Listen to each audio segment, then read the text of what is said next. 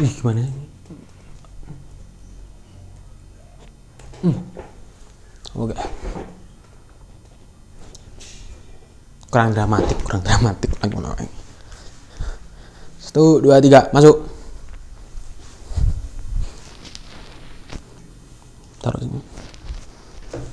Oke. Apa ini bahasnya?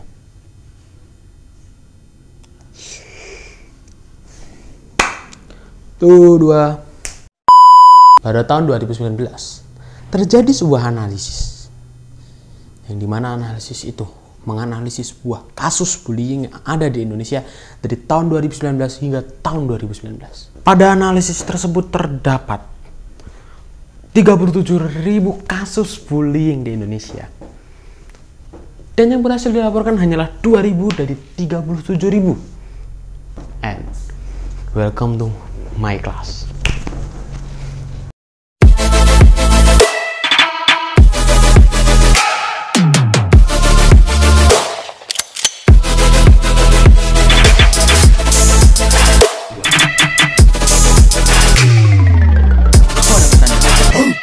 Your action.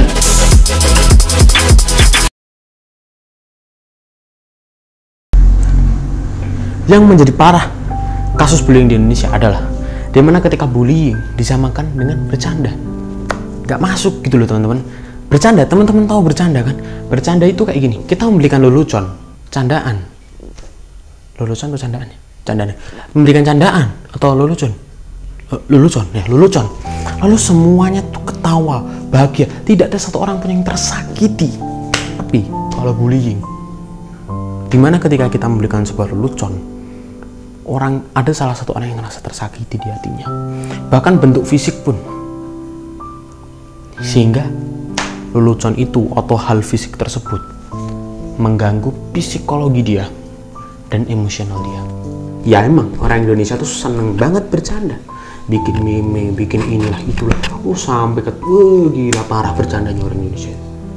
Tapi jangan sampai bercanda itu dibawa ke bullying. Ketika ada satu anak yang dibully, terus yang membuli itu bilang gini, kan cuma bercanda bu. Bercanda dari mana? Di mana? Itulah dia kekurangan kita. Kita selalu menyamakan dimana bercanda dengan bullying, sehingga kasusnya itu selalu menambah gitu. Aku akan ambil satu contoh bullying yang nggak jauh-jauh dari video nih. Bukan lighting, bukan kamera, bukan clip on, bukan juga voice over, juga bukan ini, bukan laptop. Tapi aku tuh korban bullying. Aku pindah SD 2 kali. Pertama aku SD negeri, kedua aku pindah ke SD Muhammadiyah. Di SD negeri aku dibully. Tapi nggak sampai bully fisik ya, tapi nggak tahu itu bully fisik apa enggak. Jadi waktu itu aku diejek. Ya kita kan mesti emosi. Aku emosi. Tapi mereka rame-rame. Ya mending aku rasanya mau lompat. Aku sampai mau lompat tangga. Aneh kan? Pikiranku tuh aneh. Seketika temanku narik bawa aku ke kelas. Dikira aku kesurupan, aku disiramin air. Mantap. Terus waktu di SD Muhammadiyah, aku mengejek temenku, mengejek, terus aku dipukul temenku. Tapi aku ya wajar, karena temenku itu sering banget aku ejek, dan dia orangnya temperamen. Mau orang temperamen itu kita kasih lelucon ke dia, ini orang temperamen nih, kita ejek dia pasti bakal emosi dong, karena dia temperamen. Tapi begitu dia kelas 6, dia sifatnya benar-benar berubah, dia benar-benar nggak temperamen, slow. Bahkan aku di SMP aja juga dibully teman-teman. Aku dibully oleh 2 temanku, namanya dan ya mereka berdua membully aku. Cara membully mereka kayak gini. Jadi dia tuh mengejek aku balas, dan ini yang menepis. Jadi kayak gimana ya? Ya kayak gimana ya? Jadi aku mengejek dia ngejek aku, Raska kamu jelek. Aku balas, kamu lebih jelek. Terus satunya lagi yang nepis ini bilang, Allah, dan yang nepis ini punya teman banyak banget, ya otomatis aku kalah dong. Tapi aku ingat satu, seketika aku bener-bener aku mau lapor ke ustadku, aku mau bilang ke ustadku, takutnya aku dirasani dia di belakang. Bener-bener kayak takut, aku bener-bener mau bilang ke ustadz, tapi takutnya nanti aku diomongin di belakang, dijauhin banyak temen. Setelah itu mau melawan, tapi ya gimana, mereka rame. Terus ya aku dapat sebuah kata dari seseorang yang sampai saat ini sangat membekas di pikiran. Dia bilang gini, orang yang membeli itu, kalau kamu acuhin, dia akan capek. Tapi kalau orang yang membuli kamu itu, kamu tanggapi, kamu gagas, dia akan tetap bully kamu. Seketika aku mulai oke, ketemu dia, diem aja, bener-bener diem, duduk samping dia, diem, nggak ada yang mau tak obrolin. Walaupun ada sebenarnya, tapi aku mendingan diem aja daripada memancing. Aku bener-bener acuh. Seketika dia ngejek aku, dia mancing aku, tapi aku tetap acuh, biarin aja. Aku harus fokus ke sini. Dan akhirnya aku bisa. Aku bener-bener setelah itu bener-bener nggak dibully. Untungnya itu. Laras, kamu kan tubuhnya besar, kenapa nggak kamu lawan?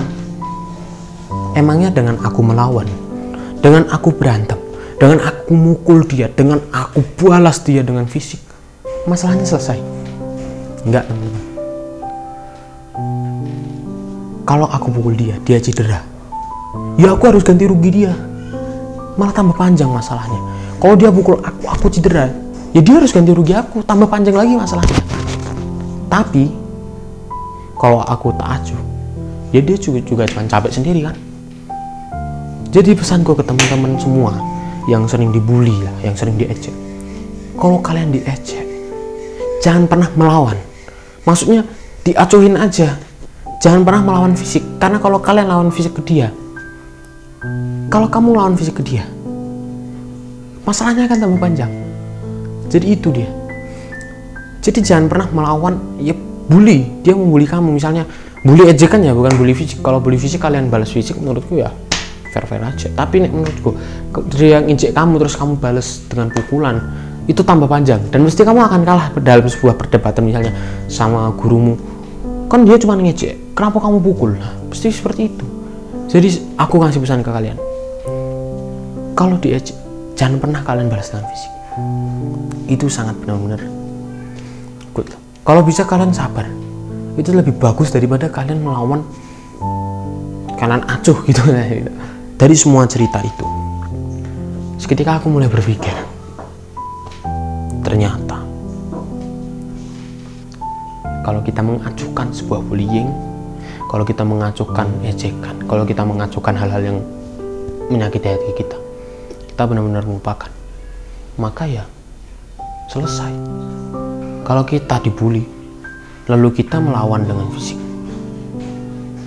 itu akan menjadi tambah panjang. Dan jangan pernah menyamakan sebuah bullying, sebuah bully dengan bercanda, karena itu benar-benar nggak masuk. Dan pesanku terakhir kepada kalian, kepada teman-temanku, kepada penonton setiaku, kepada orang yang lebih, ya pokoknya semua penonton setiaku di YouTube channelku, kalau ada sebuah ejekan, yang ejekan itu terarah ke kita, itu tidak berbahaya untuk kita, tapi akan berbahaya ketika kita mempercayai ejekan tersebut. Nama aku Ade Faras Karola, and see you next time.